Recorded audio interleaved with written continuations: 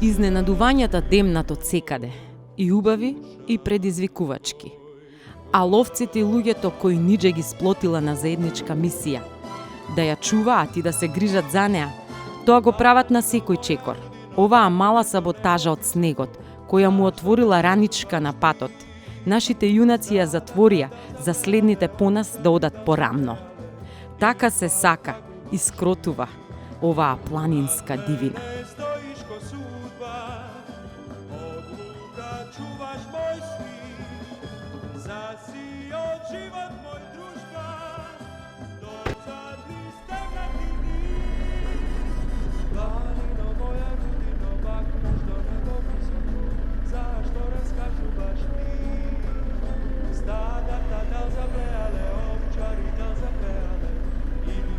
Кога ќе кажат човек со срце како планина, се мисли на неговата големина на човечност.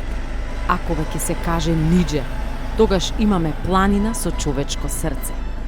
Таму горе има срце во кајмак од облаци, на највисокиот, горостасниот, драматичен кајмакчалан.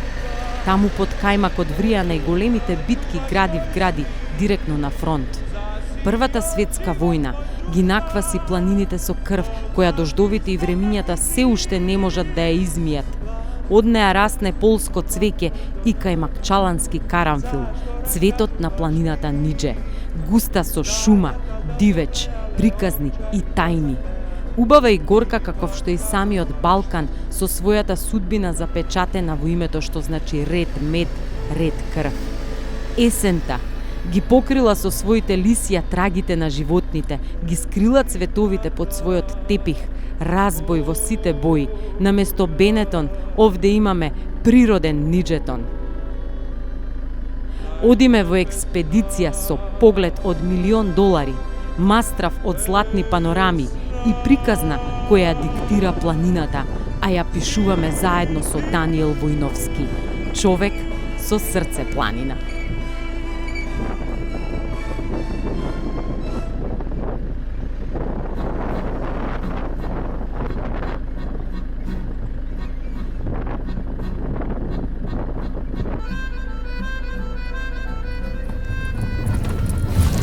Кога е убав ден, и тоа исклучиво период на ноември, како што е денеска, октомври, ноември, да кажеме, крај на октомври, првите недели во ноември, има можност да од врвот кај Максилан го видиш Егејското море. Да? 70 километри воздушна линија. Зашто не може во друг период? Затоа што атмосферата не е прозрачна, ствара фата моргана.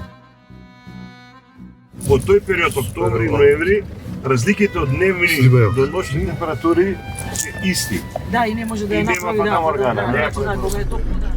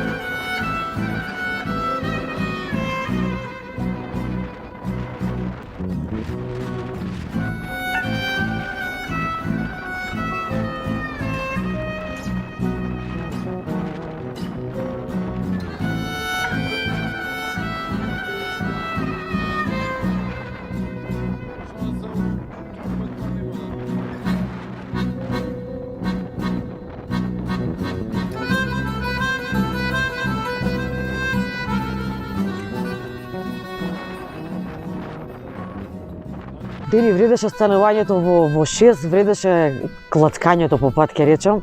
Да. Ова овде што го гледам, го доживувам, навистина е едноставно не може да се опише со зборови. Да, дефинитивно преубава е, значи гледката е прекрасна од самиот врв и тоа баш во овој период на годината во ноември има прозрачни денови, значи кога температурите дневни и ноќни се блиски и тоа може да се види Солунско море. Значи буквално 70 км негде водушна линија и само тој период на годината може да се види. Али за жал ја прашаме планината ни рече Да. Значи не се качувајте до горе. Сега сме само до Грчка, што би како што се шегуваат тите. Кај бевте до Грчка бевме сега. Да, бевме малце влеговме, така. спасоши, али тоа беше неколку метри и се вративме назад. Јас сум имала прилика да дојдам овде, прв пат сум, сега знам дека нели овде нешто се гледа црквата, ќе сакаш да ми раскажеш што има горе, бидејќи ти си бил неколку пати таму. Да, тоа е црквата на доктор Рајс, црквата Свети Петар се вика, иначе е посветена на доктор Рајс, тоа е доктор Арчибалд Рајс, швајцарец по потоа кој што бил патеписец, новинар и работел за обавештајните служби на силите на Оската. Значи,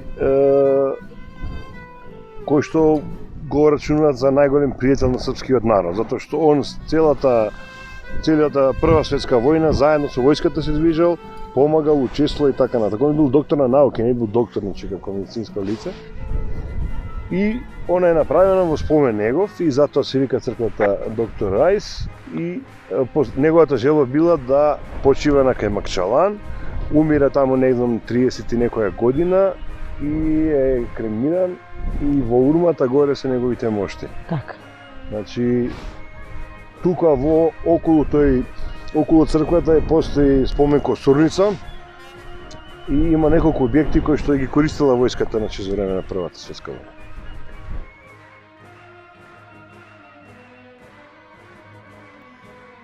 Митот за срцето на доктор Рајс произлегува од неговиот аманет.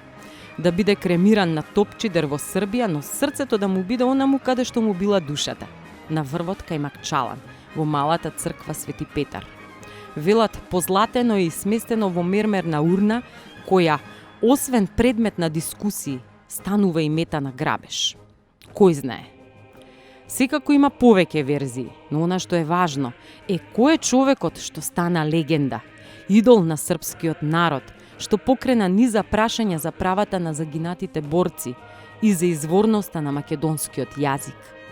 Швајцарецот кој им стана брат на борците, доктор Рудолф Арчибалд Рајс, ќе го сретнете како публицист, криминолог, форензичар и воен разузнавач, кој најголемиот дел од животот го поминал на Солунскиот фронт, зближувајќи се со маката на војниците во најтешките мигови и најсвирепите слики на војната, овде горе на Кајмакчалан.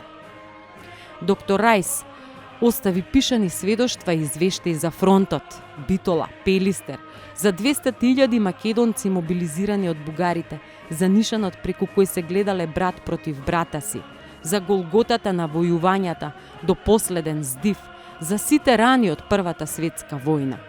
Но она што го остави за македонскиот јазик, го направи бесмртен пријател на македонската историја. Цитираме: "Факт е дека македонскиот не се зборува ни во Софија, ни во Белград. Тоа е посебен словенски јазик, како кај нас во Швајцарија, како романскиот што се зборува во Гризо покрај италијанскиот. Според мене, македонецот не може да се нарече ни бугарин, ни србин, туку просто македонец." Ми кажа дека горе е нели таа црквата посветена и на доктор Рајс, така дека тука е урната, меѓутоа постои една сега легенда приказна дека тука е само неговото срце, па нели имаше некакви и приказни околу тоа. Да. Чие е срцето, кој го зема од срцето, дали некаде е? Па не, тоа се приказни и можеби митови што се претеку. Тоа неговата желба бил да почува тука, не кремиран и неговите мошти се во урман, значи. Камен урман кој што има посвета од страна на србите, писмо има напишано кое што вика овој урни почива срце доктор Рајс, велики пријател српскog народа и така дале.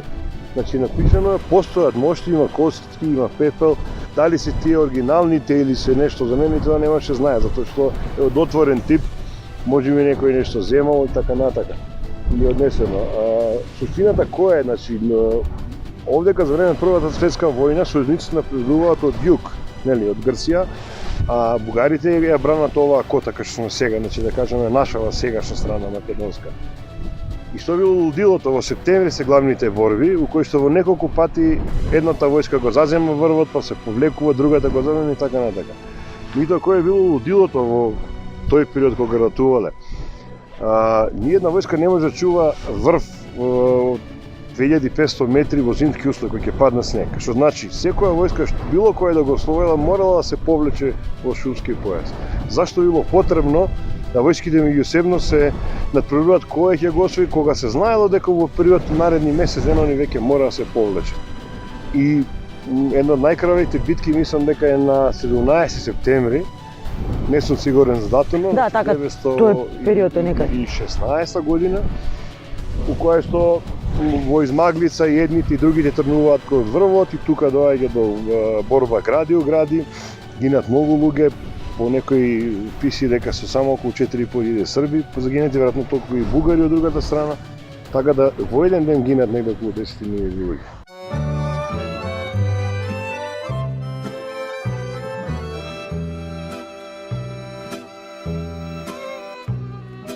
Дали чуеш, мила, мога коња каз?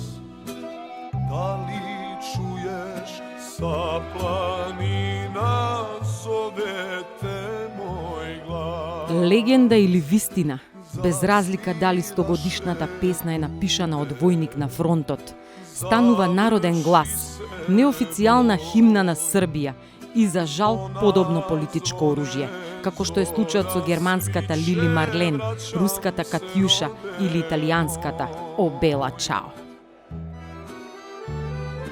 Ај па, пукни соро, стару мајку пробуди, па да види којој долази. Ај па, пукни соро, моју драгу да љуби, беле груди да јој загрли. Љубовна е, но истовремено и движечка, пркосна, патриотска, затоа што колективно влегува во срце. Ја пеат сите, на цел глас, на стадион, во кафана, на парада, дома, и стари и млади. Песната едноставно сплотува. 1916-та е значајна година за србите кои се повлекувале од Кајмакчалан и од тука живее легендата дека ја пееле со желба да се вратат дома, но станува предмет на политички препирки околу изворноста. Твоја враќам се, роде мој. Нема да се фатиме на провокацијата да го докажуваме потеклото. Зар е важно кој ја напишал, кога на сите ни е омилена. На надпревар и со здравица, затоа што е емоционална, бодречка и срцепарателна. И македонците ја сакаат, затоа што зората на љубаво пука кога ја гледате од прагот на родното место.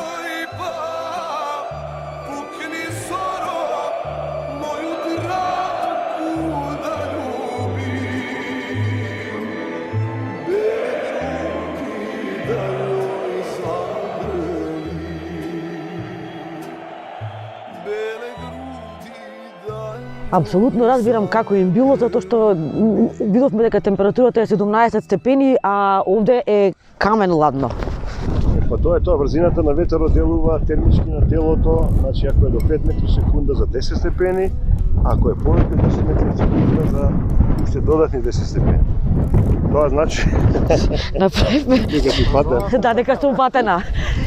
Значи, оно што дискутиравме баш е тоа, Да. дека беше температурата околу 17 степени, А еве, гледате како е чувството да е минус 0. Значи јас Температурата сигурно беше. тргнав мода да терам, смрзнав. Се надам дека на следната точка кај што ќе не однесеш ќе биде барем малку потопло. Само да се спушти на филмскиот појас, што нема ветер, други ќе мисли дека сам некоја плажа. Ништо, одиме тогаш на плажа, Дени не се трпи овде веќе.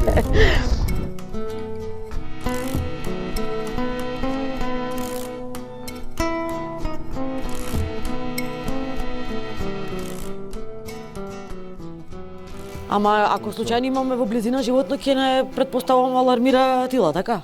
Да, ќе сети, секогаш добро да имаш куче, он прво што ќе направи, речко ќе ја брка, а она ќе се сврти на кај него. Значи имаме време да бегаме, тоа ми беше прашањето. Добро е. Кажи ми каков дивеч има овде, чисто да знам каде да гледам и што да се пазам. Па има све, значи ловиштево е богато со скоро сите, не скоро него сите врсти на дивеч во Македонија. Значи примерно тука е дивата свиња, срнечкиот дивеч, волци има прилично, мечката е присутна и понатаму имаме врсти на дивеч кои што де факто ние ги имаме воведено, населено на Нидже. Тоа е горскиот елен и лопатарот. Значи збориме за крупниот дивеч. Нормално тука има и чакали, и ситен дивеч, не знам, куни, лисици, зајци и прелетниот дивеч, пример неколку врсти, при тоа имаме и ове како се вика, ребица камењарка, значи рок партридж. Многу ми се интересни оние што ги викаат ловџиски приказни, нели, како беше и како рибарите, какава риба фати. Ги врзале рацете и рекол Така. покава е окото и беше. Си кога сте на тие нели седенки со биранки, се шегувате ли на оваа тема, не знам, се раскажувате ли такви? Што е главната приказна меѓу ловците, кој направил добар, кој изгрешил, кој пукал, кој промашил и така натаму, тука се препричува и тоа има добра приказна позади. У позадина затоа што треба да ги учат грешките. Погода го се работи за помладни искусен ловец, да види од постарите што требал да направи таа ситуација. Значи, тој ви рекле бош муаве што се прави меѓу ловците, има цел. Значи, од сето тоа можеш да излезеш некои заклучоци, искуство плюс, али што е битно кај ловците, секој знаете да ја прикријат вистината. Кога постои грешка, нивно знаат да ја превртат, да ја кажат радично со цел да ја намалат нивната одговорност по колку сгрешиле. Така да, што би рекле, знаат да подлажуваат помалце, за да Како беше ја слика да ја Така, променат. пред сведоци може нема, ама пред другите луѓе што не биле малце ќе се зголеми, нели? Така е, али у суштина тој што ќе ја каже кој што ќе прикрие вистината, за себе ќе научи, ќе знае врз база на тоа што ќе дадат како коментар другите каде сгрешил. Он нема да признае, мито ќе Така. знае следниот пат. Нели на рибар не му се вели со среќа, ама истото важи и за ловџија. Се вели како беше добар поглед или Да. имаш уште нешто малку лошо Уште звучи, едно, не го да, кажуваме, да. Лошо звучи. Еве крвна добар сека, поглед, доволно е. Добар поглед е баш тој поздрав ловечки и со таков збор се испраќаат ловците на лов. Значи, Тоа значи да има предпоставам прецизно око така да го види тоа што треба да го види. Така е и добар поглед, наставно да уживајте во погледот, што суштината на ловот не е самиот лов острел, него е дружењето со природата и така натака. Така, бидејќи се оди нели во природа, денеска заклучивме дека природата е непредвидлива, нели на терен се уверивме во тоа. Што е од она опрема која што е неопходна кога се оди во лов? Нели освен оружјето зборувам во однос на, не знам, гардероба, обувки, дали треба некаква дополнителна заштита затоа што таму имате нели разни, не знам, инсекти, па може да се случат и несакани непријатни ситуации. Па ја кога ме прашуваат каква гардероба, ја викам, во планина нема два типа на гардероба, нема зимска и летна. Постои само зимска. Значи не е битно дали сте во октомври, септември, ноември, јуни, јули, вие мора да имате опрема зимска во планината, без разлика. Значи јакна, капа, ракавици, добри чизми, панталони и така. Лесно ќе се соблечете. Меѓутоа ако сте со летна гардероба не може да се облечете, нели? Така да планината е непредвидлива. Во текот на денот се минуваат некојаш 4 годишни времења. Поготоа на висини од 1500, 2-2,5 метри. Значи, времето знае за 15 минути се промени. Еве, предходно бевме горе на Врват, на температура од 17 степени, вие мрзнавте. Мислите дека Да, минус 17, да. Минус 17. Сега сме, пример, од тука сме отприлike околу 700-800 метри надморска висина пониско. Може да се облечете и у кратки. Сега е пролет, горе беше зима, сега е пролет, така, дојде. Значи, колку е разлика дека сте на друго место, а не дека сте во во истиот ден само 600-700 метри високи пониско. Носиш ли нешто, не знам, можеби некоја торбичка за прва помош или лекови или нешто за не дај Боже сите ситуација? ловци носат ранци, сега не сме на лов, нели сме така туристички урекол дојдени. Во ранецот носиме секогаш храна, секогаш тука иде, не знам, средства да запалиш огин, некоја конзерва, некоја чоколада. Ја конкретно носам, некоја зависи у кој период на година, ноше прибор за прв сет за помош за змии, значи за кастување, тоа е за имобилизација. Така да секој што се вика со своето знаење, и тоа секогаш треба да носиш све што е потребно, се вика, а потребно колку што ти се разбираш и до кај ти мислиш да одиш, значи секојаш зависи и од капацитетот на ловецот, нели? Си се нашол ли некогаш во некоја ситуација, да речам, непријатна, неводносна, нели, тет-а-тет можеби средба со животот, туку некоја таква во која што животот ти бил во опасност, да речеме, да ве остави некаде возило, па да падне некој снег, па или некои, не знам, екстремно високи температури? Па сега ни пукна амортизер на возилото. Не, добро, сега се снајдовме, да. Да, уште не го имаат, така да секогаш постои шанса и имало ситуации такви. Меѓутоа тоа секогаш се слуша возилото, да? Па супер. Секогаш треба да бидеш спремен човек на ловење, затоа е добро, затоа ловот треба да биде во добра група на луѓе, да имате секогаш алтернативно решение, како ние денеска со 2 джипа се качиме, среќа што со 2 джипа, па после со едниот джип се спустиме, направиме некои рокади, комбинација да може да се заврши денот како што треба. Така да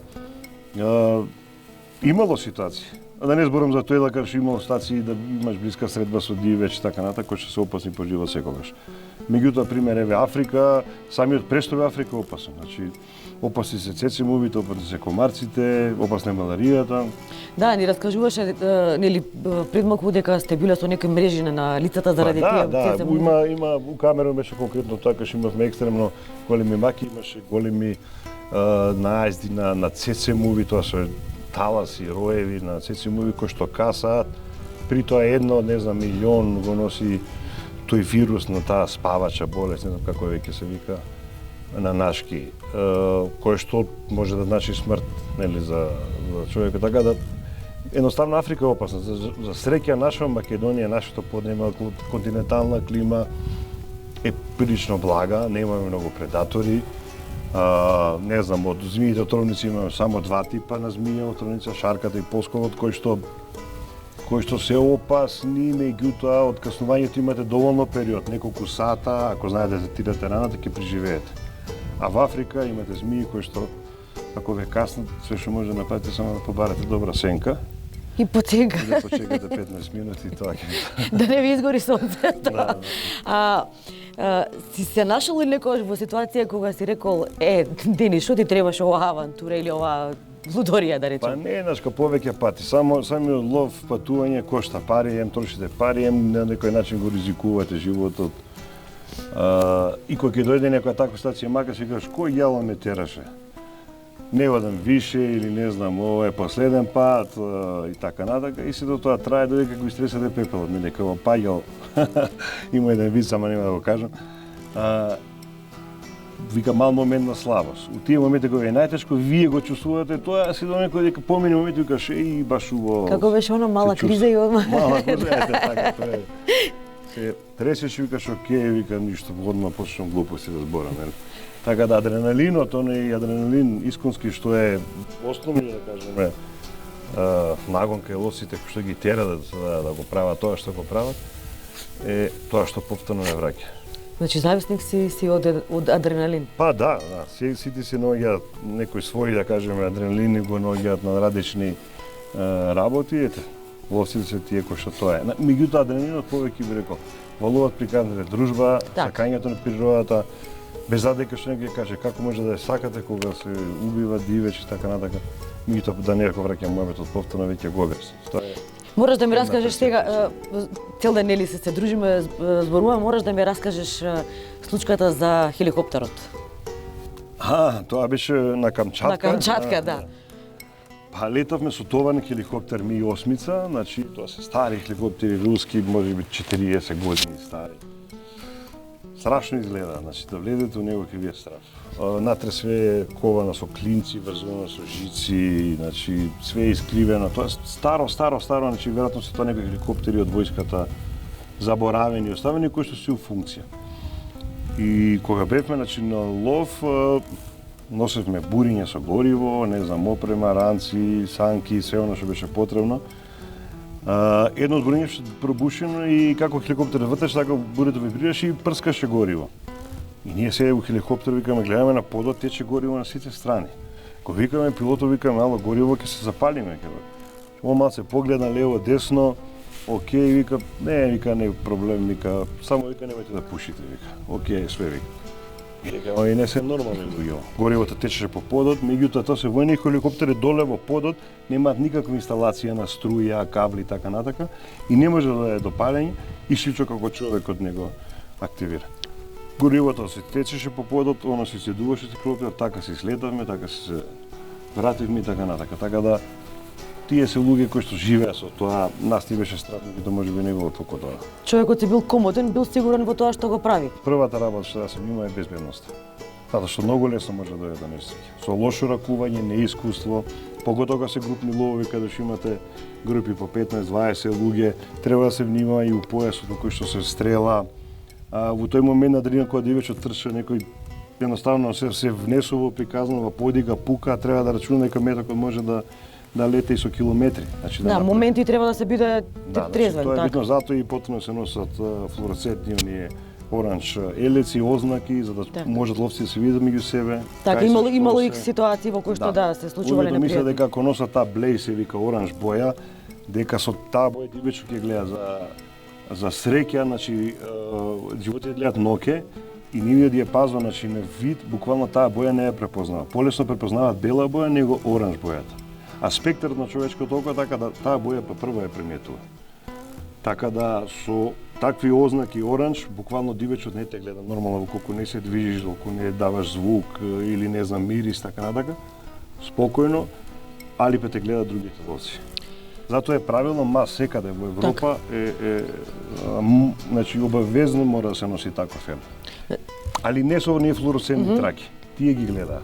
А добро обично се нели се мисли дека очијат примерот да ние работничките што се елечи ги носат, ловците малци грешат тука на помаранџе селе ги чуваат оние траки кои што се ги на помош на патиште ги имаат, тоа се оние флуоресцентни, да. тие ги гледаат, тие дивечот ги гледа и ноќе и дења на 2 км, на 3 км. Значи тоа треба да се одбегнува, Треба така. да се очи него само оранж боја.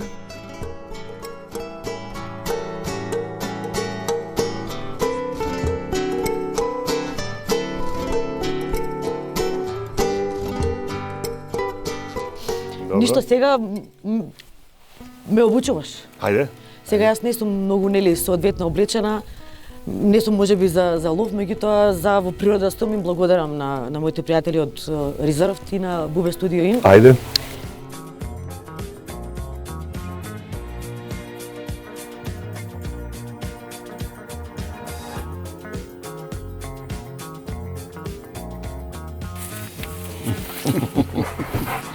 Гледе, инструктор за преживување, тоа е. Да се Тој што знае, знае. Игор, јас малку се плашам од висина, ама тука сум сигурна, знам, затоа што веќе се уверив во делот твоите способности. Многу слушав за тебе. Се надовме во една ситуација во шума на врв и ти ја реши за многу кратко време. Иако мислевме дека ќе мораме да одиме долу по помош, од каде се тоа знаење? Искуство. Стекнато сум работел во армија одреден временски период, бев во полкот за специјални операции, ренџерски батальон. Таму работев и стекнав искуство како инструктор за преживување. Сега сум управник на ловиште во ловиште на Миџе, Евроимпекс. Во кратки црти тоа е. Значи со тебе може да се оди во шума безбедно е. Па мислам. Кажи ми, еве, јас нели тргнав не многу спремна за во шума. Да. Меѓутоа кога ако решам да планинарам, што е оно основно што треба да го имам со себе за да знам дека ќе преживеам барем ако не за да се вратам назад, барем да дојде помош по мене. Па прво секогаш да практикуваме да никогаш да не ја потцениме природата. Да бидеме пристојно облечени за овој природа како треба да се движиме, не биме просто кажано во патики, во треники. А ова во однос на преживувањето треба на некој начин да сме поминале некоја обука за базирање исхрана во природа. А тој збор преживување е малку комплициран. Кога би ја поминале ние таа обука, да речеме, за базирање исхрана во природа, кога сме во дадена ситуација, тогаш може да прилагодиме некој од тие тоа што сме научиле. Како да се снајдиш за вода, да преспиеш, да јадиш нешто и кратки црти. Хипотетички сега јас сум нели во шума и Да. се загубам.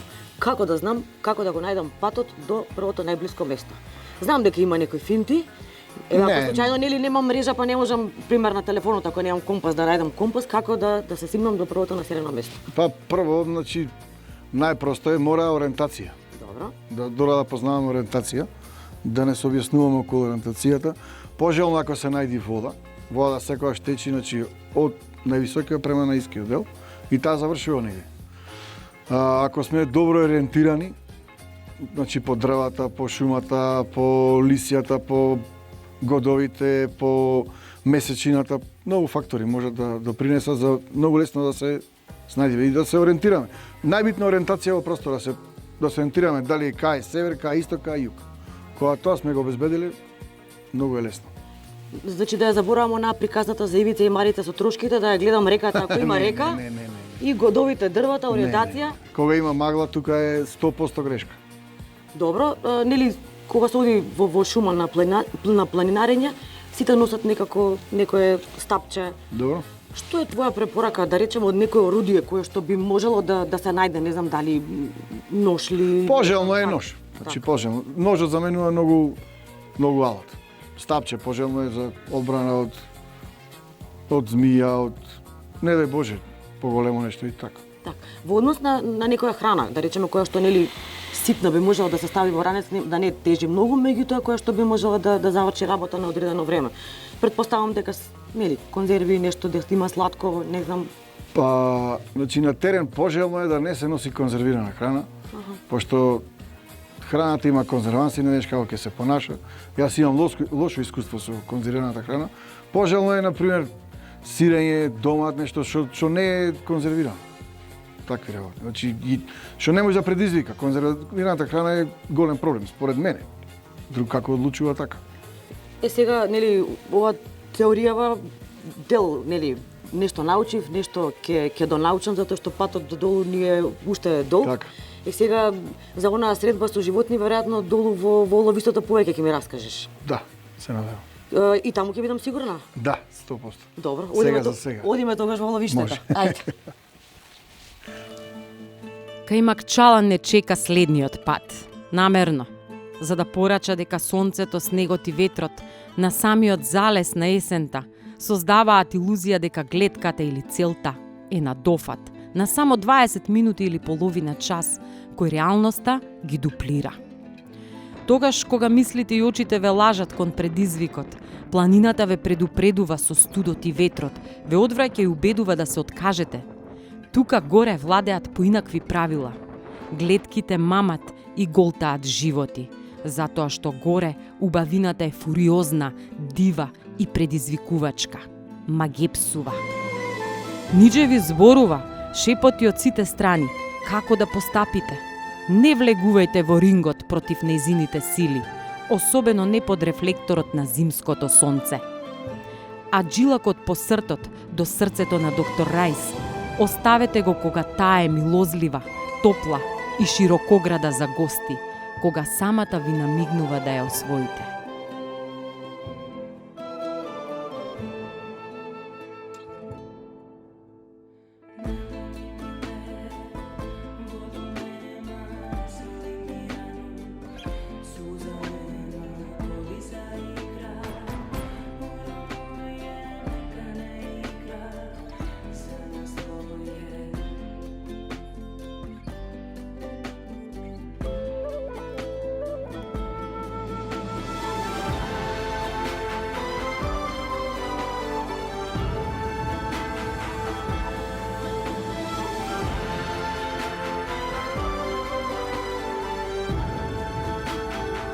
горски лав, рика.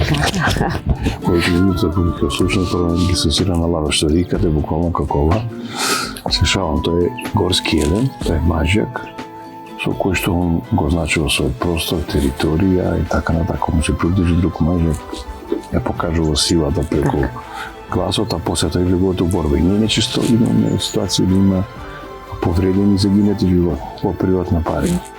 А исто време може да се случи кога станува збор за храна. Ако видовте други групи доаѓаат, некои се повлекуваат, значи у природа секојаш има таа потреба за доминација,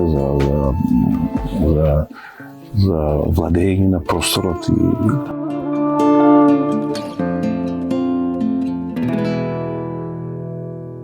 Најдете добрите мајстори не се откриваат, ама кажи ми да сготвам да изненадам некого барем. Треба подолго време да се готви, Добро. нативко, да кршка, како што кажуваме ние, и со трпение.